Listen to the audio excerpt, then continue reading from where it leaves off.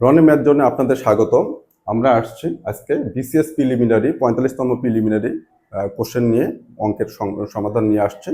অঙ্ক কোশ্চেনগুলো দেখবো আমরা। এখানে একটা অঙ্ক আছে, সেই অঙ্কটা দেখবো আমরা যে এটা কিভাবে সলভ করা যায়। এটা হচ্ছে একটা ত্রিভুজের বাহুগুলোর অনুপাত দেয়া আছে, বাহুগুলো না, বাহুগুলোর অনুপাত দেওয়া আছে। তো আমরা এটা দেখি, একটা অনুপাত কত 1, আরেকটা অনুপাত 2√2, আরেকটা অনুপাত কি 3। এই ধরনের কোশ্চেন যখনই দেখবেন, প্রথম চিন্তাটা মাথায় আসতে হবে এমন যে এটা সমকোণী কি না। কারণ এই ধরনের ত্রিভুজের বাহু দিয়ে যখন কোণ বের করতে বলবে, ম্যাক্সিমাম ক্ষেত্রে সেটা সমকোণী ত্রিভুজের জন্যই বলে। দুইটা বাহু অন্য সমদ্বিবাহু সমকোণী ত্রিভুজ হতে পারে, অথবা সমকোণ হবে কিন্তু বাহু দুইটা মানে একটা তো অতিভুজ হবে, বাকি যে দুইটা বাহু সেটা সমান সমান নাও হতে পারে। তো এই ধরনের কোশ্চেন আসলে আপনাদেরকে বলে রাখি, এটা খুব সুন্দর করে মাথায় রাখেন। কি কি হতে পারে?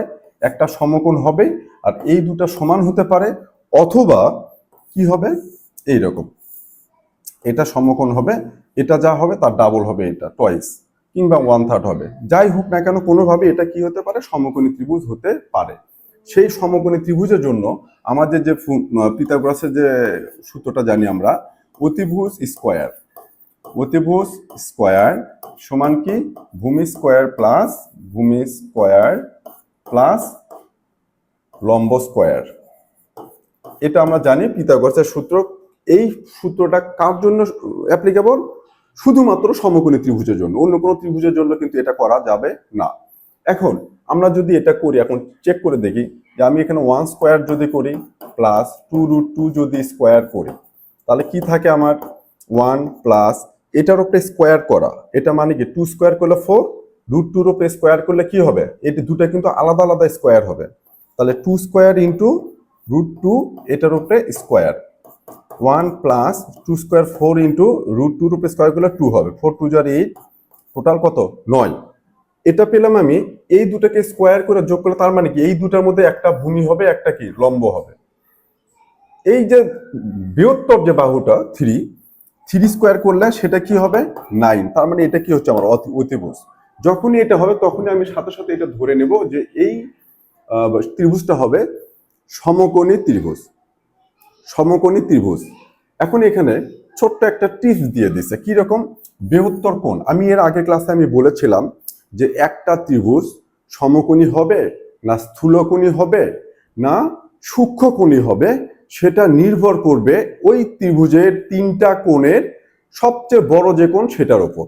তার মানে এই যে এখানে তিনটা কোণ আছে, একটা দুইটা তিনটা, একটা জিনিস দেখেন যে এই তিনটা কোণের মধ্যে সমকোণী ত্রিভুজের জন্য সমকোণটাই হবে সবচেয়ে বৃহত্তর কোণ, বাকি দুইটা কোণ মিলে হবে কি 90 ডিগ্রি। আমরা জানি ত্রিভুজের তিনটা কোণের সমষ্টি 180 ডিগ্রি।